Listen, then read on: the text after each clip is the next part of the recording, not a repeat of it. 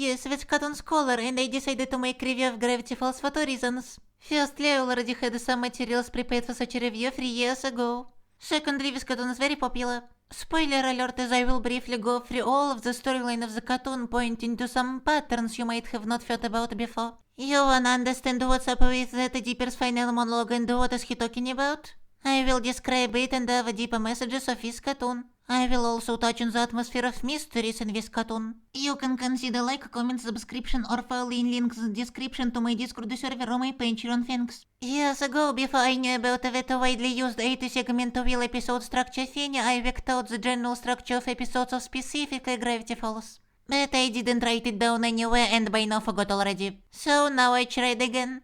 Before the intro, we'll on some setup. A wax museum is discovered, or it's Summerwind today, or a pool gets opened. After the intro, the main conflict of the episode gradually gets introduced. A mysterious murder of a wax stain or the trickster threatens our main characters. Together with it, there's some internal or interpersonal conflict, often between our main characters themselves. Closer to the end, the main characters actually face the main threat of the episode, whether it's the Gobble Wonker or the wax statues or the trickster finally deciding to eat the main characters. By handling this threat, our characters also work through the aforementioned personal conflicts. If the plot is divided by A story and B story, then at the very end they intersect or contribute together to the message of the episode. The graphics in this cartoon is quite good, especially for its time. The backgrounds themselves look great, but the people on them are noticeably frozen. The humor in the cartoon is kinda nice, ranging from very clever. This seems like the kind of thing a responsible parent wouldn't want you doing. Good thing I'm an uncle. But we don't serve minors. To buffoonery. Some humor is based on meta-commentary up to crackling of the fourth wall a little bit. In particular, this A lot of people think puppets are dumb or just for kids or something. could actually be an expression of the worries of the writers of the cartoon. Throughout the first season, at first it might seem like the plot doesn't move, but I wouldn't say that the season is filler. Most of the episodes actually showcase important characters and their relationships, contribute to their development, and make set up for the future plot. Mabel and Dipper move to Gravity Falls, connect with Uncle Stan, meet Sus, meet Gideon, meet Wendy. Dipper deals with not being strong, Mabel deals with not being very smart, and both learn to appreciate who they are.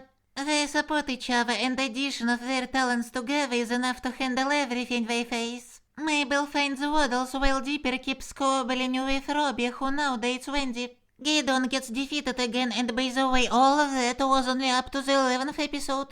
In the next few episodes, the main characters conflict a lot. Dipper and Mabel, Mabel and Stan, Dipper and Mabel, Mabel and Stan, Dipper and Sus, Dipper and Stan. Mabel finds some more crushes, but to her upset stays single. So does Dipper, including after Wendy and Robbie break up.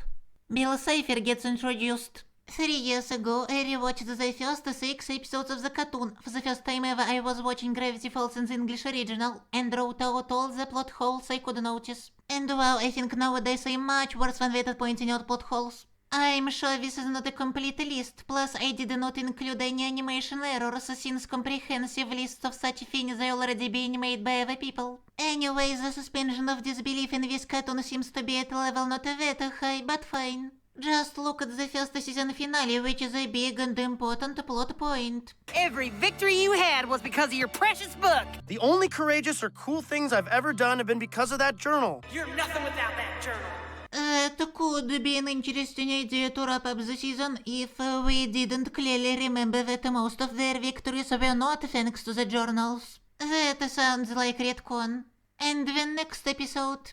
But I didn't catch that pork chop all alone. These two scamps deserve some of the glory. Oh, okay. Most of the glory. Well, Stan was the one to expose Gideon. Did we retcon that just for a joke? By the way, how exactly did he know that behind that thing would be the monitors? And are the monitors just showing on repeat some specific moments we recorded in the past? Wait a minute. Is that me?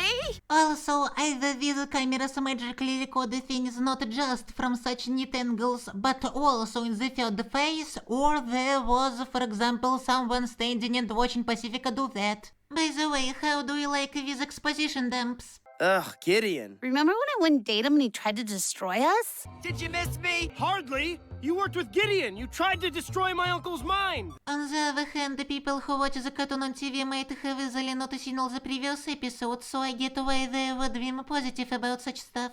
After the first season finale, the series gets centered around the mystery of who is the author of the journals and what is Stan up to. Both topics were brought up in the shorts, both culminate in the not what he seems, and both get resolved in a tale of two Stans. And of course all this was going hand by hand with the fans putting their own efforts into building theories, resolving ciphers, etc. Well, I myself never took part, starting to watch the cartoon only in 2016 after the series finale.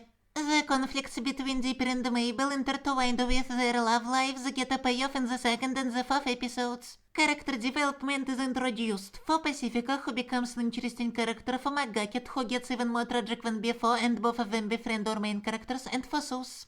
The not what he seems could as well be the finale of its own mini-season 2A. So many things in the cartoon are set up to make you suspect that Stan is up to something, always.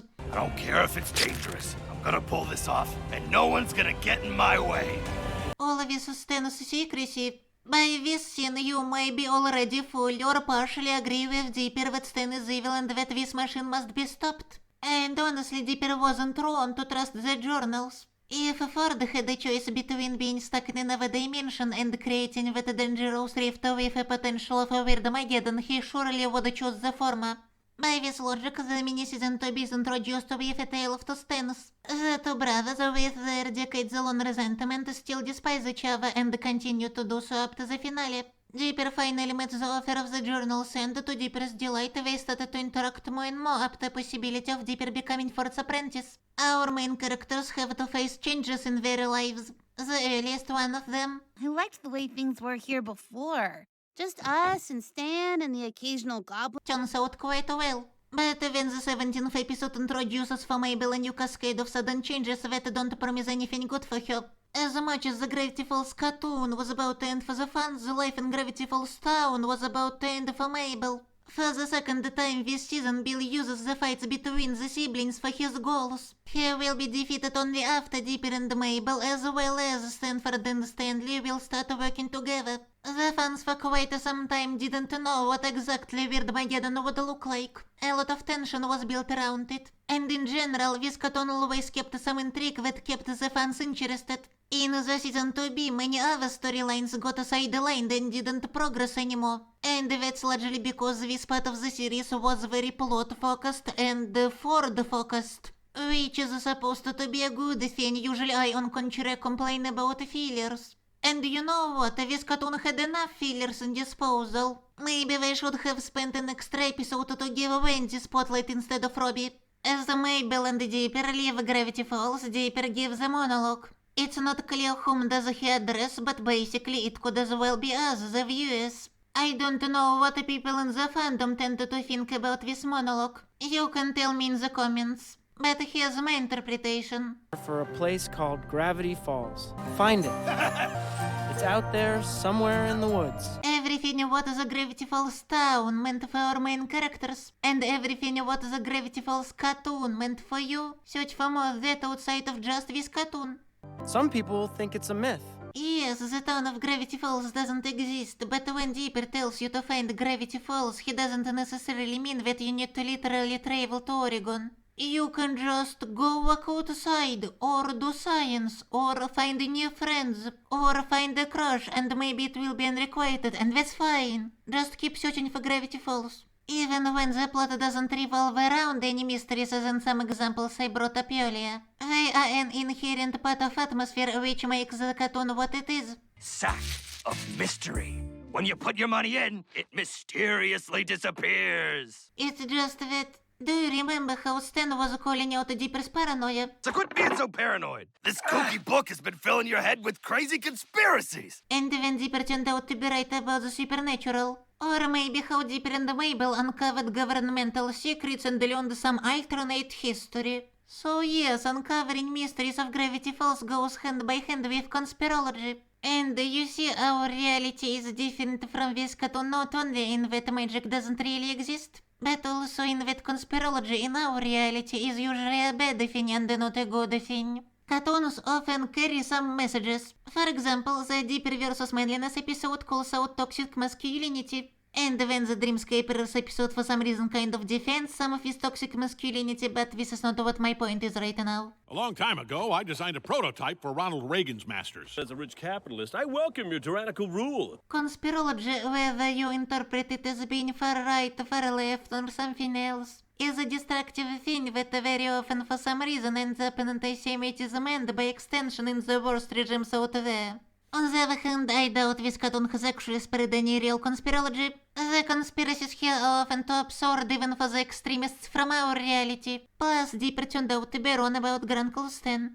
I, even if I'm not much of a specialist here, am aware about the stuff the fans learned from the Third Journal, the Book of Bill, and the many other sources. But while writing this review, I mostly ignored it. And you know, it would be nice if the lore and the villains' backstories were revealed in the series itself, and especially when it's some crucial information, not only in the form of ciphers. For example, this impenetrable barrier ex machina is actually the weirdness magnet. One of the reasons why Alex Hirsch didn't make a third season is that he told the story he wanted to tell in 2 seasons. And this story is exactly what I analyzed in my video. My main interest here is art of animation and cartoons. And as a cartoon, Gravity Falls was made pretty well. It's not too filler, while its characters and their relationships are interesting.